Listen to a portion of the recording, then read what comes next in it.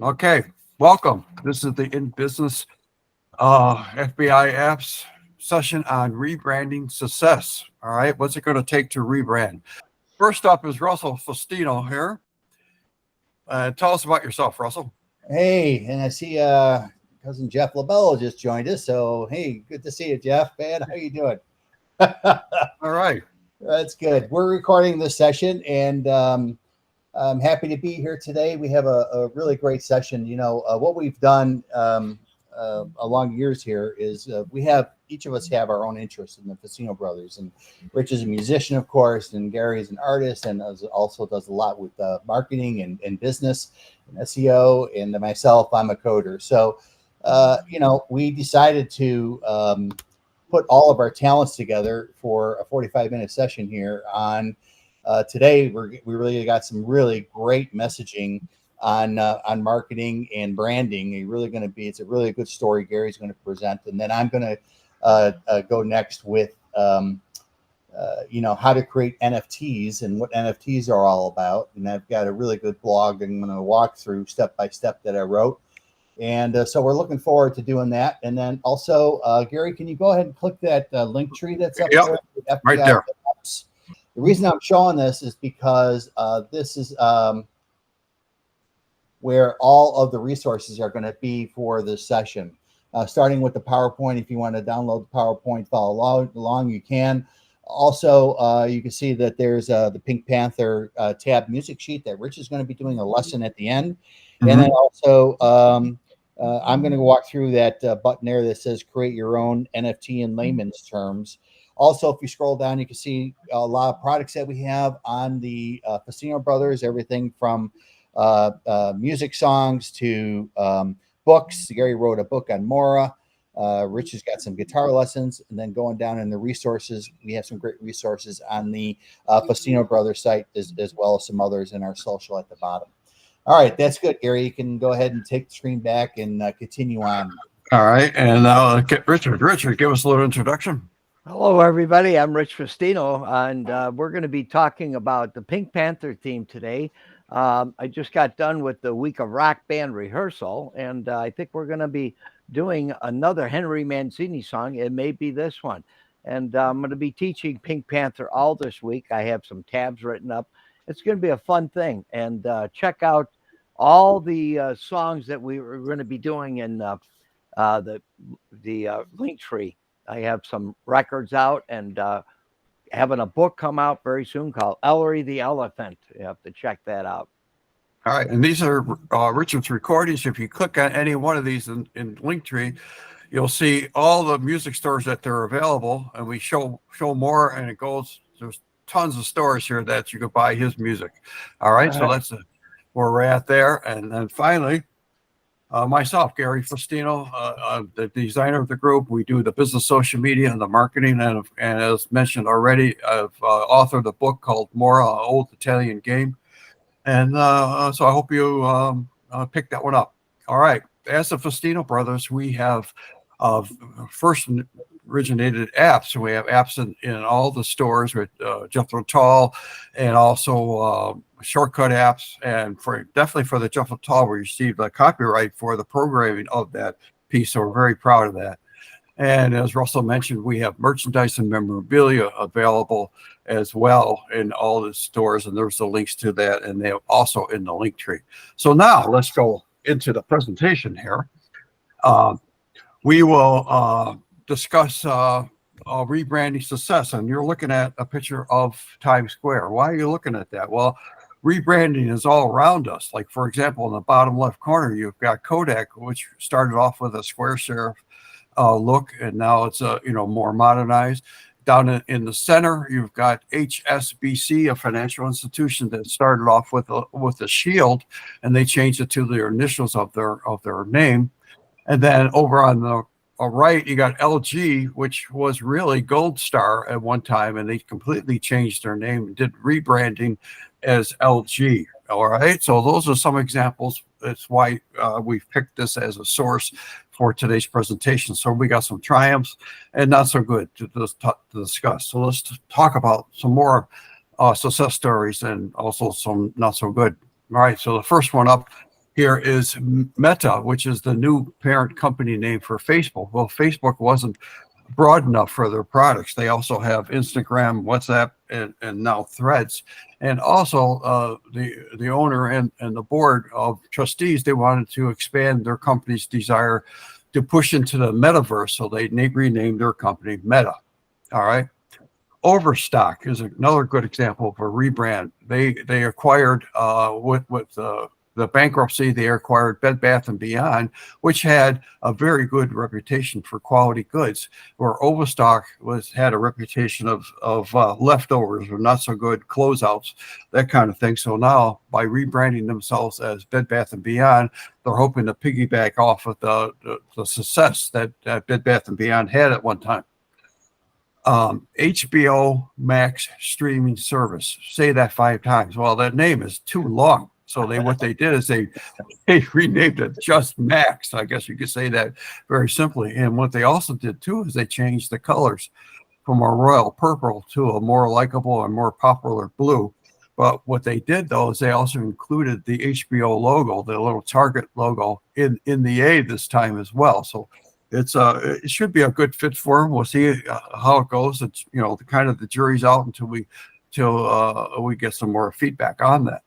And lastly here, we're going to talk about this a little bit more later on as well, is that Elon Musk, he completely changed that feather-friendly logo, that little Tweety bird there, to just an X. And why? Well, he had no statistics or reasons to do it. In this case, he's the owner and he likes X, so he changed it to X. And he, in line with his other products, he's got SpaceX that launches ships out in the Cape Canaveral, and he's got a new company called XAI, Artificial Intelligence. So he's rebranding his businesses with an X in there. All right, but we'll go and discuss that a little bit longer. Some of the branding dynamics, some of the factors that have helped with the decision-making of branding and rebranding are, even though we had a pandemic and we're in a session, people have increased their food budget, so they're spending more. So you want to get your product out there. The categories that most consumers have put their money towards are beverages, personal care, and beauty. Most important now, especially for these key groups that drives loyalty, the 55 and over, they like the well-known brands, and they like to look at the manufacturing origin. Is it made in USA or not? The middle group, the 25 to 54, their concerns are good quality, a variety of products, and a comfort level for using that product. And the younger crowd, the 16 to 24, their hot buttons are innovation and sustainability. Like, for example, the traditional water bottle now is being replaced by the recycled jug that you carry around. All right, so that's one of the things, one of the after effects of these innovations. All right. Branding emotions plays a big part in why you should rebrand or not rebrand. Let's take the male consumer first here. In food and beverage category, important to men is trust, happiness, pleasure, and gratification. So these are some of the things that they're looking for in a brand. If you go to the female consumers, their hot buttons, especially in personal care, are a status symbol and nostalgia. And those will be addressed a little later on as well. Branding emotions. Well, in the 5 categories: food, beverage, personal care, household care, and pharmacy. In food, you've got the Kraft and Tyson are the leaders there. And then Coke and Pepsi for beverages. Dove is a leader in personal care. Household care is Lysol and Clorox, good names. And in pharmacy, believe it or not, Tylenol, especially to the older consumers, they really look for Tylenol. And who could not dispute this advertising campaign for Dawn? I mean, they're washing wildlife that has been damaged by oil slicks in the ocean, and it's very comforting to these birds of feather. And you equate that to being soft on your hands when you're washing dishes. So it's been a very successful campaign for them to rebrand with that and use that figure as a takeoff. Branding influencers, as you might be aware of, are your friends and family. What they recommend to you, and also the youth, are big pushers of a brand, and especially nostalgia. This Let's look at Burger King, for example. Burger King started off with the logo on the left, and then for the next 40 years, they used to kind of stylize it. And look at that. Lo and behold, they're back to almost the original logo. And as Rich pointed out to us, the new slogan is "You rule." Rule, yeah. Right there, and that's a takeoff of their initial slogan, "Have it your way." So "You rule" is "Have it your way," just in modern terms. All right, so nostalgia has a very important part of rebranding if you want to recapture that image of simplicity and going back to your main products. All right, statistics here for rebranding. Only 45%, just the younger crowd, will go and get that generic brand. In this case, on the right, the generic brand would be the Walmart Great Value over the well-known brand of Kellogg's mini wheats. So just 45% there will do that. But that same crowd will also join loyalty programs to get points and so forth. Like you've got Dunkin' Donuts and Panera Bread and so forth offering points for loyalty programs. Consumers, though, will pay more, it seems like, for their preferred brand. So that 55% will still pay more for the Frosted Flakes by Kellogg's than the shredded wheat, even though the young fellows will buy the shredded wheat by Walmart. All right. Another factor in engagement is the 25 to 40-year-olds. They like innovation, as we discussed, and advertisements play a big part. 4 out of 10 are influenced by advertising, like the Dove advertising with the wildlife bird being cleaned up. All right. Ozempic. The letter I here represents a skinny human figure, which was really a takeoff of an old Olympic logotypes. It represents a slim, physically fit figure of strength. Other companies, other healthcare-related businesses are including a human figure in their logo. For example, take Cigna. This is the old Cigna logo, and this is the new Cigna logo. Right here, where you've got a human figure in amongst fruit trees. So they're giving you a couple of messages that they're now a healthy company, right? They want to provide insurance for welfare and so forth. So there's the example of rebranding success. Google is also making some inroads with rebranding with their Android logo. They're making it more dynamic and playful. Who would want to squeeze and tickle this little character, right? It's very playful, very funny, very helpful, very dynamic. It replaces the flat logo, which we went through a period of flat icons, and right now they're being little by little being replaced by more dynamic and playful. So that's what's going on there. Some of the not so good, not so successes, some of the branding hiccups we could discuss here, some of the negative effects of inflation and the pandemic, whereas they are people that have been hurt by it are beverages, personal care, and beauty. Recommendations loses its importance in beverage brands. They're no longer going for the brand label. The categories that are also missing the mark are household, pharmacy, and food. And least important now to the three groups. Now the 55, they're not important. Things that are less important to them are innovation and stability, whereas the 25 to 54 group is a well-known brand and manufacturing is less important.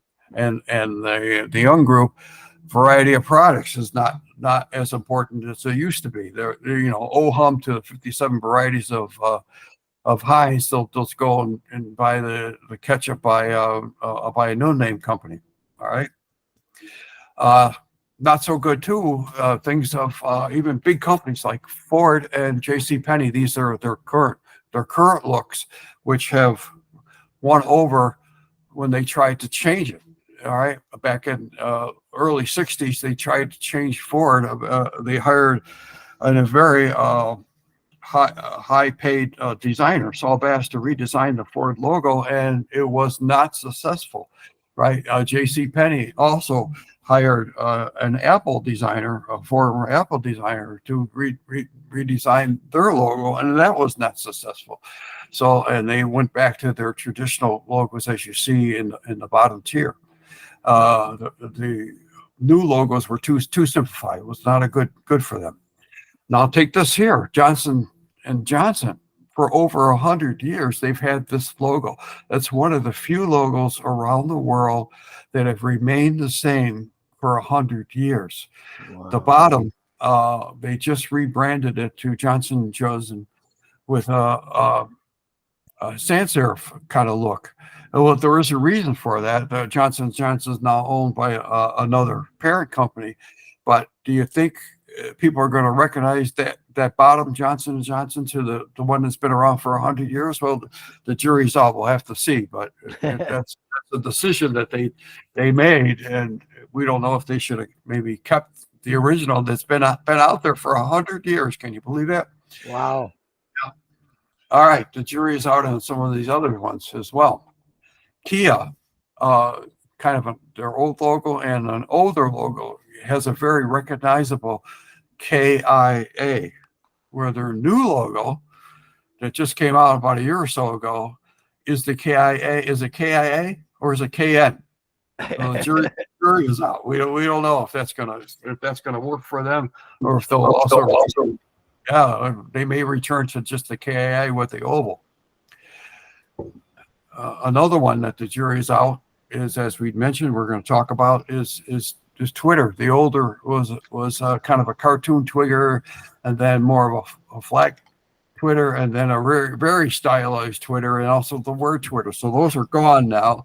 As we mentioned, it's replaced with the new X. Well, it departs from the font, the color, the shape, and the comfort level of all those logos of the past.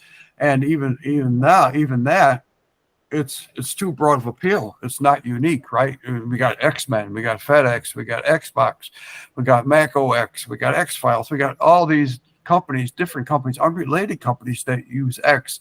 So the crowd is pretty crowded with the X as a logo. So we'll see if that's going to work for Musk or not. All right. So here we go. Russ, you're going to be up. Let me stop sharing the screen here, and you can go ahead. I just wanted to say they had a whole series on Netflix called Mad Men about advertising. Yeah. About rebranding. Yeah, very good. Go ahead, Russ. All right. So I'm going to go ahead and start talking about NFTs.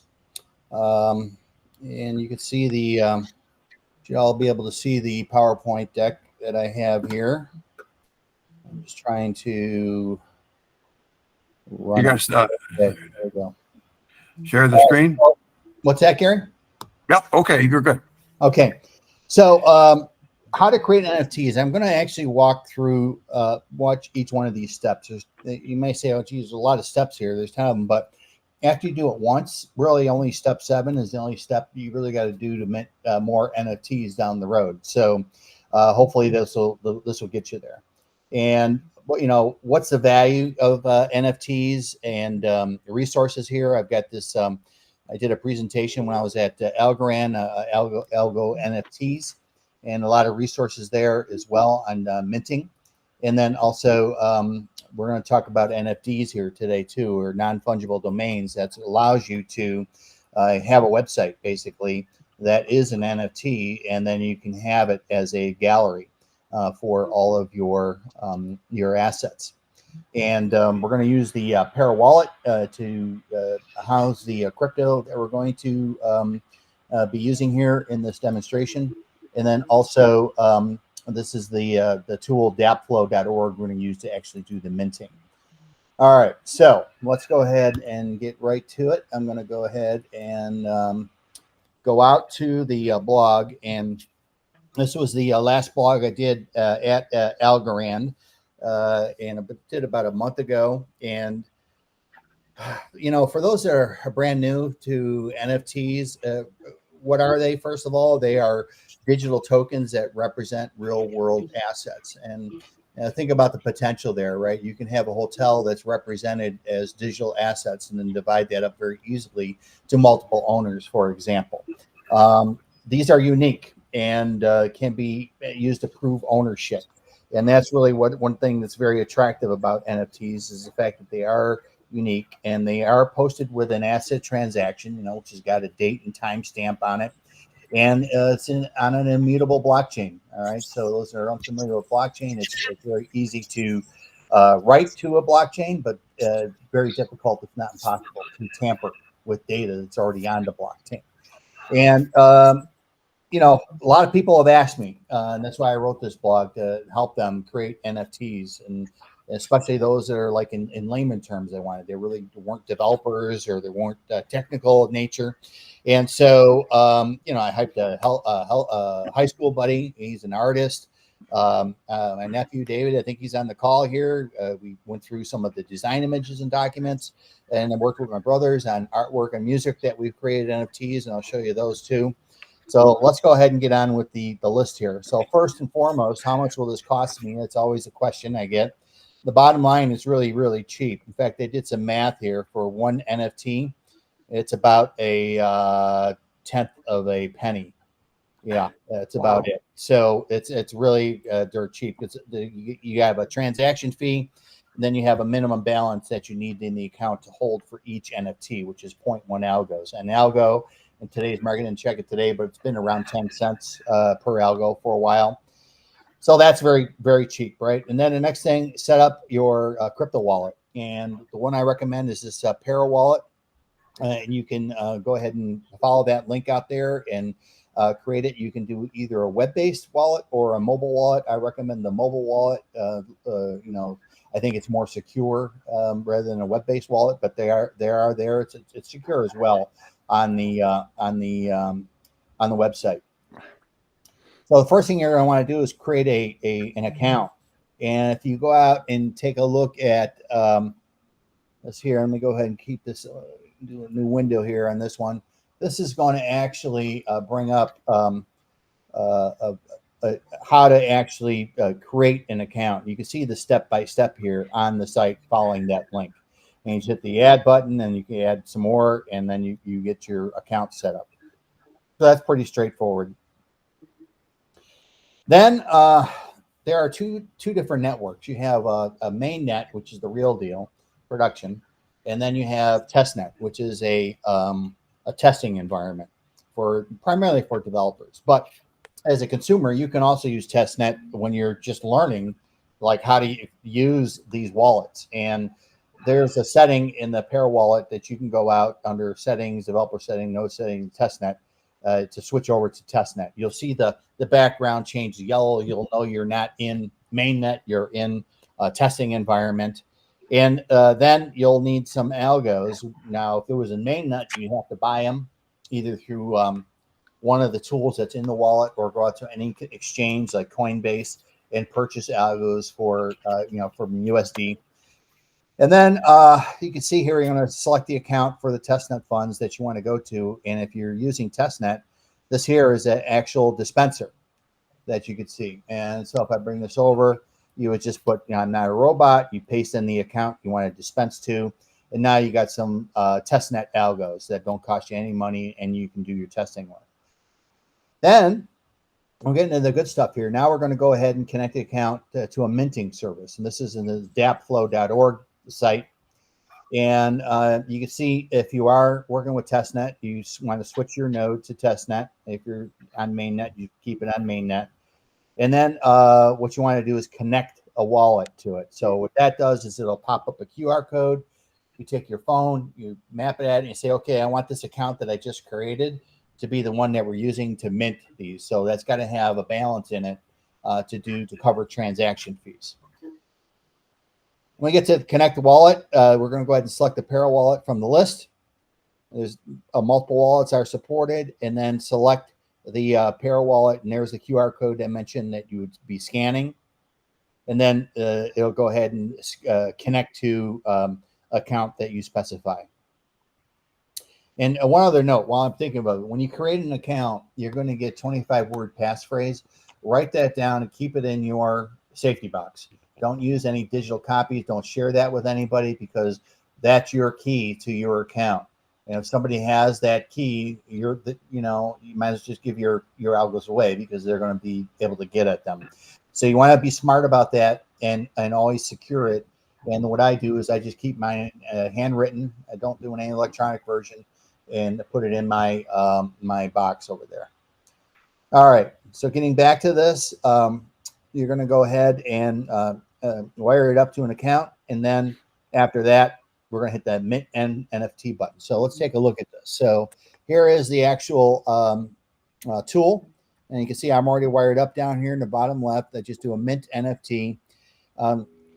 There are a couple different NFT standards supported. Just go ahead and keep the one that's selected there, the ARC 3. What you're going to do is you're going to put a name in for it, which is I think up to 32 characters. The unit name, which is up to 8 characters, and a brief description. Then you can also specify properties like author and put Russ Faustino in. Hit the plus, put another one in. These are used for searchability. Then over here on the right, this is where you would upload the file. It could be a music file, could be a PDF, could be artwork. That's all game. And then once you're done, you'll actually see it pop up. So let me go ahead and bring back the deck.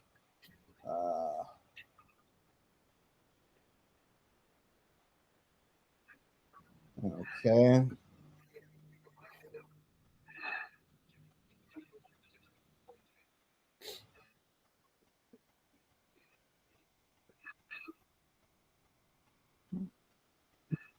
And then what we're going to do is go over to the domain then and see it there.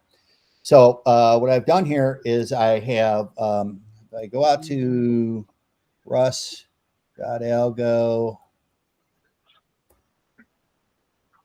right here. You can see that image. These are all profile shots I've had over the years. So I created NFTs for them. This is under my asset. This is my gallery. And I have this basically wired up to the same account. I would hit connect wallet button there, scan the QR code, and then hook it up to the same account that I just created in your wallet. And then you'll be able to post them, and then you'll see them up here after you've minted them in the Algo app. The other thing on here you can see is if I go out to FBI apps, just to give you another use case. Well, this is our gallery for Faustino Brothers. And you can see we've been starting to really get crazy here with a lot of different artwork and music. Yeah. And Nice. then you got the DFC, you got the hurricane shirt that Gary's. We got that in the store now. We got one for snowstorms. There's the one here for all the snowstorms. We got Rich's Steel logo. This is a great image of my CD collection. We also turned into the rock advertising. And Buffalo Pain, really great artwork Gary did on that one, and our logo for FBI apps. And the music for the tragedy that happened in Buffalo. Yep. Yeah, That's right. Yeah, and then we got music sheets and everything here. So if you take a look at these, you can actually view these all in a browser. So you can go to NFT Explorer, and this will give you the app and then any other traits, right, or things that you put on there in terms of the actual properties and so forth that you have. So if I take a look here, continuing with the article, now you can see here an example of what that looks like all filled out. There's a minting. You'll see the mint was successful. And then you'll come over here and view the NFT as part of that process. And I think what you can do here is buy the algos to purchase this. Like I said, either through the app or exchanges like Coinbase. And then you can see the images here I displayed for you live just a minute ago. And really it comes down to viewing this with the Explorer. Oh, yeah. And then I forgot to mention over here, if you go to Mint, you can like do a test case like BELLO and see if that's used. Do a search. And so right there, Jeff, you can get that for 1,000 algos, which is equivalent to about $100.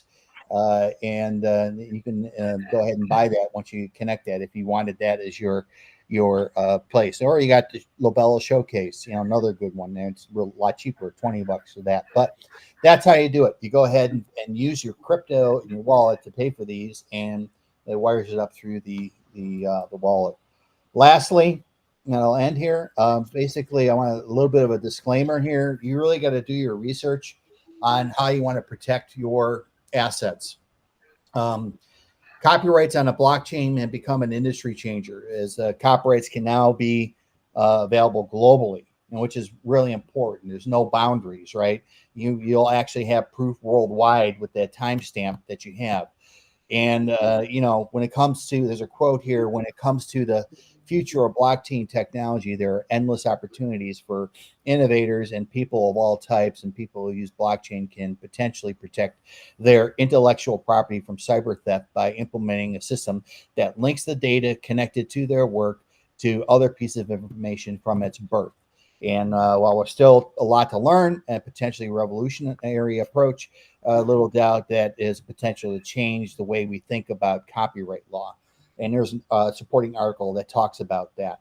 And, you really, got to, like for copyrights, it's good. For trademark, it's good. And I think David, I had a discussion with you where patents, you can't have anything public on it while you're going through the process. So again, not sure that would be appropriate for that route, but seems to be pretty good. But you really got to do your own due diligence. There is a organization called the very appropriate for Columbus Day or Indigenous Day here. Happy day, everybody. You got the Italian Society of Authors, right? Have posted 4 million copyrights on the Algorand blockchain. So if you are looking for a company to help you out with that, that might be an alternative that you can use. And okay. I think that's about it.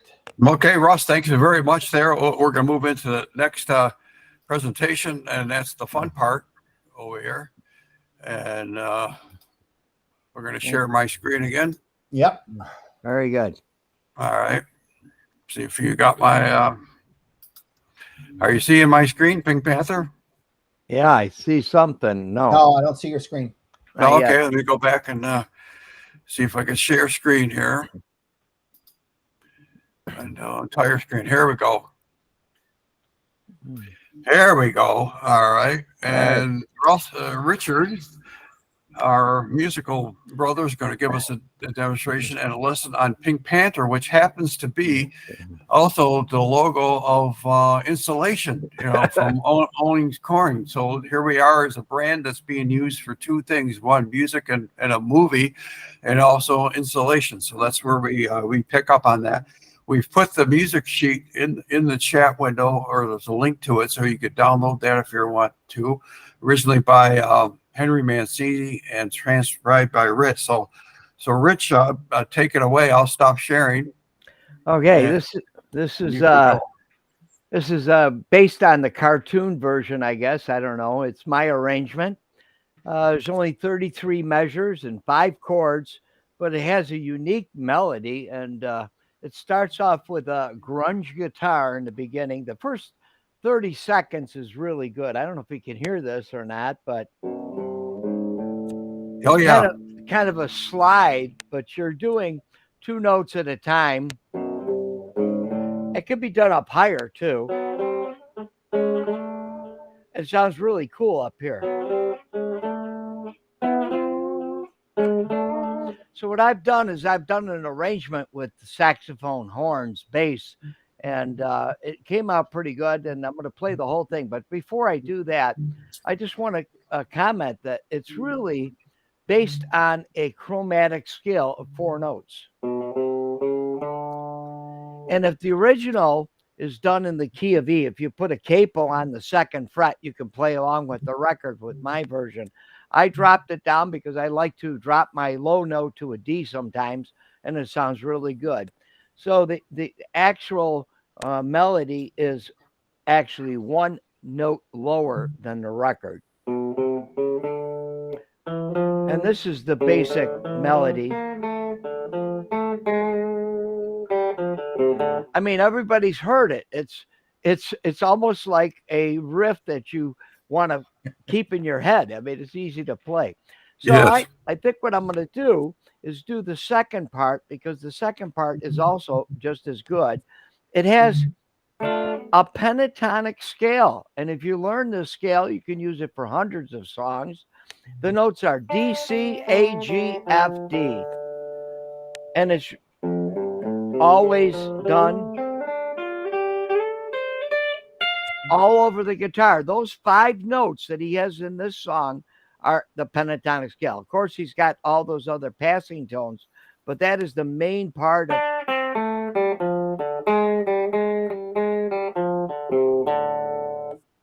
So if you use your cheat sheet, the one I have doesn't have any tabs on it. No, this is the original one, and it works out pretty good. So what I'm going to do is I'm going to try to do the whole song as soon as I can turn my iPad back on. It went off, and I'm going to play along with the backing tracks that I have done for this, and we'll talk about this a little bit later. I am going to use the intro with the thumb for those of you who like grunge guitar. That's what they do. But I like it. Jimi Hendrix did it, so it must be okay. See if I can do this. I don't know. All right. By the way, you could have, if you want to see multiple views of Richard, put on multiple views rather than just speaker view. Right. Oh, okay. I got to do this again because it's not loud enough. I did the drum track.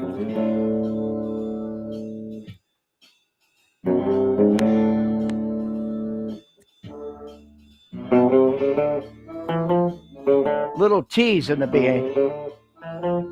Song starts here.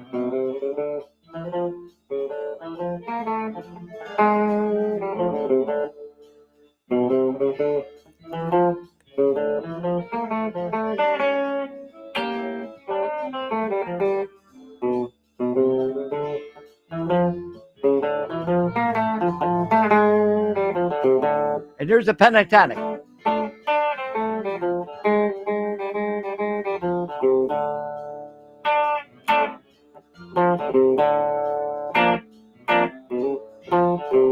I will repeat it.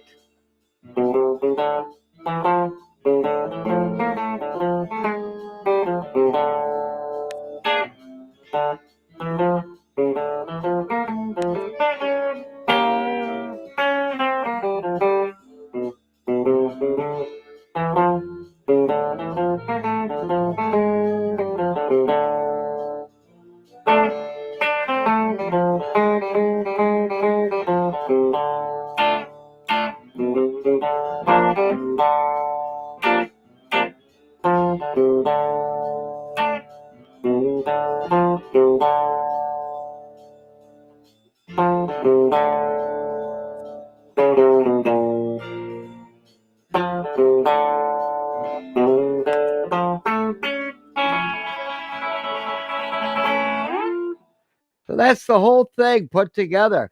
There's a lot of good parts in it. There's only 5 chords in the whole song. You got D minor, B flat, E flat 7th, which is a real bite, but it's easy. And then you have the B flat 7th. So it's a really great tune to teach. I love doing it, and I'll be teaching it all this week. For those of you who like the Pink Panther theme, Henry Mancini's got another song, which you probably know. It's the Peter Gunn theme. He wrote that also. So he's got some great tunes. Thank you very much for giving me this opportunity to give you a little bit of the Pink Panther theme. Yeah, with the in our branding exercise. Okay, I'm gonna return to sharing the screen, and I'll give you a look here at Russell's and Richard's resources. First, Richard here. We got, if you want guitar lessons, there's a link there, and it's also on that link tree that Russell put together. He's offering lessons, and here's the recordings that Richard has done, the singles that are out there now. and you can buy them in the app stores. And as we showed you before, all those songs have various platforms from iTunes to Spotify to so forth. And these are coming soon, right? We got Diane, our cousin Diane, that recently passed away, right there in front of Niagara Falls. Ellery the Elephant, which we have our book and record. A lot of people working on it. This should be a family affair with illustrations as well as the book, and it's a song, and maybe we'll make an app as well. And we got Silver Creek Brews, some of our where we were brought, and Spotlight from Heaven. Another Larry Boscarino took that photo shot back there, and it's also all great stuff. All right, and here's the advertisement here for my my book, right, that you could download. And coming soon, we're going to be putting back up online our newsletters down below. The 3 newsletters are offline right now, but this series, this webinar that you'll find right at that link at in business SEO. So we'll have that up in a few days. All right. Now, a summary of what we talked about today, the rebranding. Of course, you want to rebrand to develop new audiences. You run concurrent advertising accesses for your needs and values. You want to build on your reputation, loyalty, and you want to play off emotions and nostalgia. Basically, some of the things we went over in the first part. And the rebranding challenges, sometimes things can be too simplified, as the Ford logo was too simplified and they went back to their traditional logo. Sometimes if you depart from your font, color, and shape, like as Twitter has done with X, the jury's going to be out if that's going to be successful or not.